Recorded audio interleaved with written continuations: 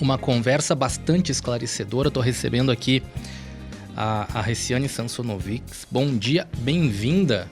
Bom dia, Arnaldo. Obrigada pelo convite. É sempre um prazer estar com vocês. Um prazer te receber, até porque a gente vai falar sobre esse tema que ele desperta muitas dúvidas e afeta diretamente a vida de trabalhadores em todo o país, que é os benefícios por incapacidade que são concedidos pelo INSS. Em linhas gerais,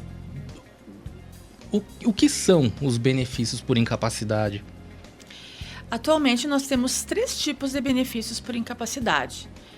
Então, seria o benefício por incapacidade temporária, ou auxílio-doença, o benefício por incapacidade permanente, ou aposentadoria por invalidez, e o auxílio-acidente. Então, explicando cada um deles, o benefício por incapacidade temporária ou auxílio-doença, ele é um benefício concedido ao segurado do INSS, que está cometido de uma incapacidade permanente para o trabalho. Essa incapacidade ela pode ser decorrente de uma doença comum, de uma doença do trabalho ou de um acidente. Certo. Então, ele é concedido enquanto a pessoa está em tratamento, enquanto existe ainda uma chance de reversão daquele problema. A aposentadoria por invalidez ou benefício de incapacidade definitiva, permanente, é quando não existe mais possibilidade de cura. Então, a pessoa está com uma doença ou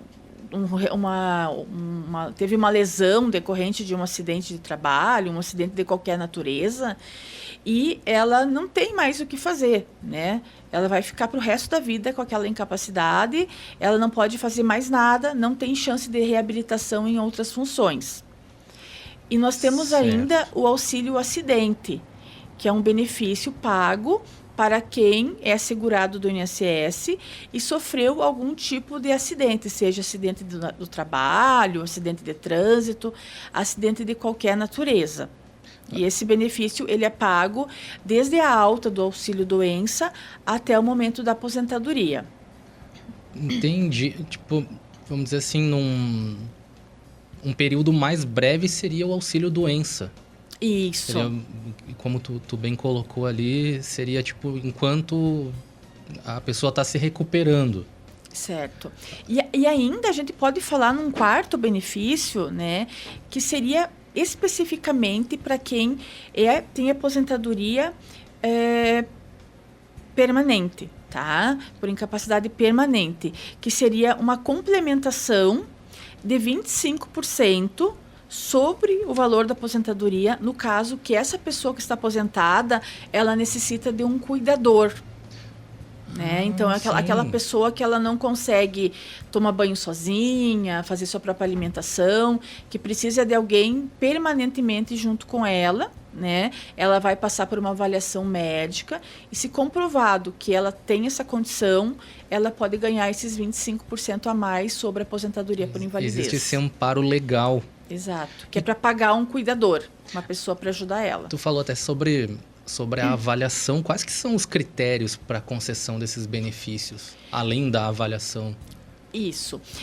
Além da necessidade de existir a incapacidade, seja ela temporária, permanente, ou a redução da capacidade de trabalho, no caso do auxílio-acidente, é necessário ter a carência mínima do INSS, de 12 meses, e a qualidade de segurado.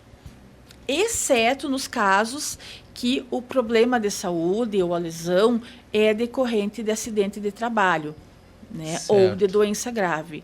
Quando é acidente de trabalho ou doença grave, não é necessário essa carência dos 12 meses. Esses 12 meses, eles são, vamos dizer assim, no emprego atual ou na vida? Esses 12 meses de contribuição? Na vida. Mas tem que ter a qualidade de segurado, Então, tu não pode ter deixado de pagar INSS por mais de um ano, digamos assim. Ah, perfeito. Né? Um detalhe bem importante esse. Isso. Então, para citar assim, alguns exemplos de doenças, por exemplo, que não necessitam dessa carência, né? A gente tem, por exemplo, a tuberculose ativa, a HIV, câncer, doença renal grave, doença de fígado grave, entre outras doenças que tem um rol, né, de doenças e mais alguma doença que vier a ser avaliada através de perícia médica. A gente, te ouvindo ali, tu falou, por exemplo, do auxílio temporário, né? Uhum. Que é para quando a pessoa está se recuperando, mas esse auxílio ele pode se converter num permanente. Ele pode, se a perícia verificar que essa incapacidade ela é permanente, não existe mais tratamento que vai fazer essa pessoa ficar boa, né? Então, eles não vão poder manter essa pessoa eternamente com um benefício temporário, porque a incapacidade é definitiva, né? Tem diferença nos valores? Tem. Então, assim, o auxílio-doença, ele é de 91% sobre a média dos salários de contribuição, Certo. tá? Quando é de doença comum, é isso aí, a média dos 91%, tá? Quando é de doença do trabalho, é esse valor também, mas a pessoa tem mais estabilidade no emprego, tá? Quando é a questão da aposentadoria por invalidez, né, ou o benefício por incapacidade permanente, né, é um pouco diferente. Quando é doença comum, né, é 60%, porque teve a reforma da Previdência e houve umas mudanças, né? Então, Certo. passou a ser 60% dessa média dos salários de contribuição, mais 2% a cada ano que a pessoa tiver. Se homem, acima de 20 anos de contribuição, se mulher, acima de 15 anos. Tá? Certo. Quando o problema de saúde é decorrente de doença do trabalho ou acidente do trabalho, não existe essa redução. Então, a média é de 100% dos salários de contribuição. Perfeito. Claro que sempre com o limite mínimo de um salário mínimo, tá? E o limite máximo do teto do INSS. E dependendo do caso, com a possibilidade dos 25% para cuidador. Exato. Como a gente falou antes.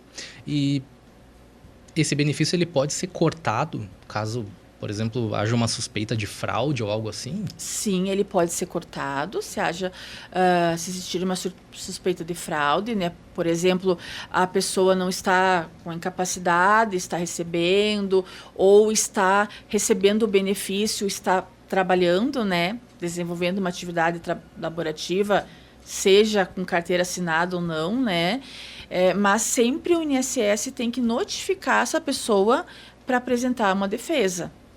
Né? Ele não pode ir lá e simplesmente cortar o benefício. Ele tem que notificar para que a pessoa apresente a sua defesa no prazo legal. E continua recebendo, não fica suspenso o pagamento ou algo assim? Eles até suspendem, mas eles dão um prazo para a pessoa se defender. Ah, perfeito, perfeito. Sim.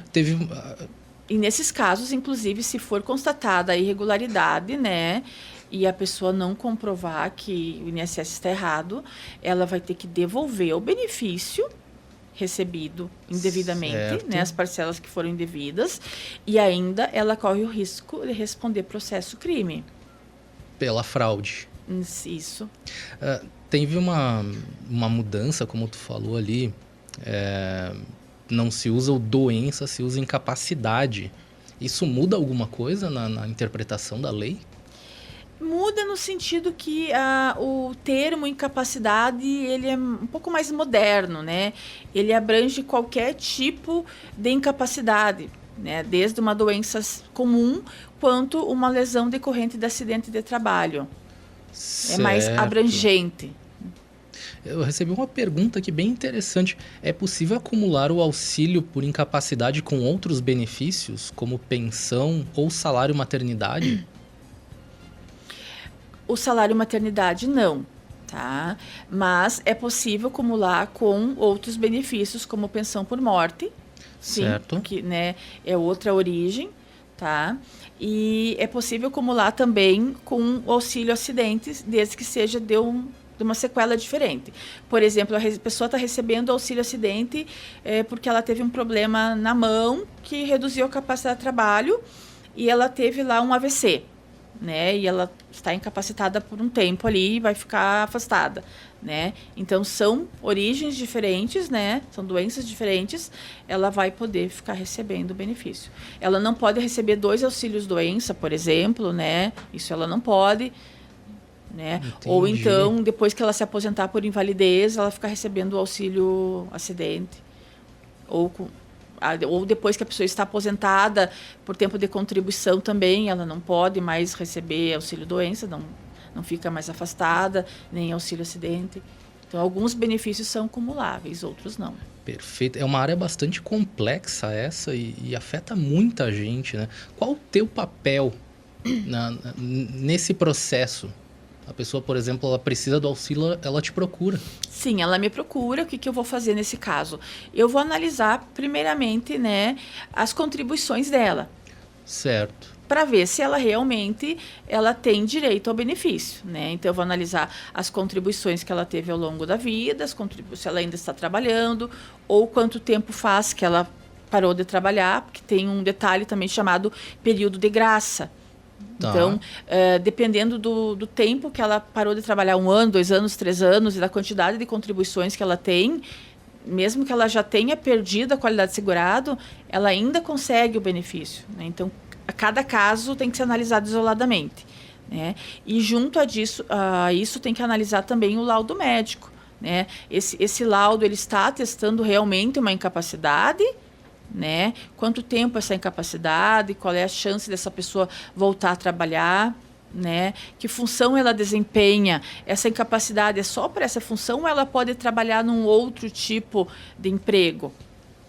Então, tudo isso tem que ser analisado para verificar que tipo de benefício ela pode receber. Existe esse fator também.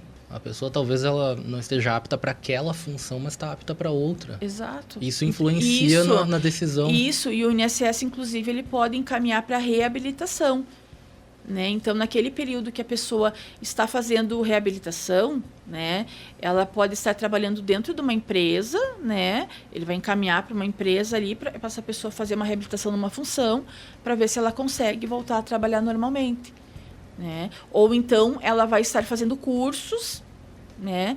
E vai estar recebendo benefício enquanto estiver fazendo um curso para depois analisar se ela está ou não reabilitada para o trabalho. Que interessante isso. Muito, muito, muito interessante. E complexo.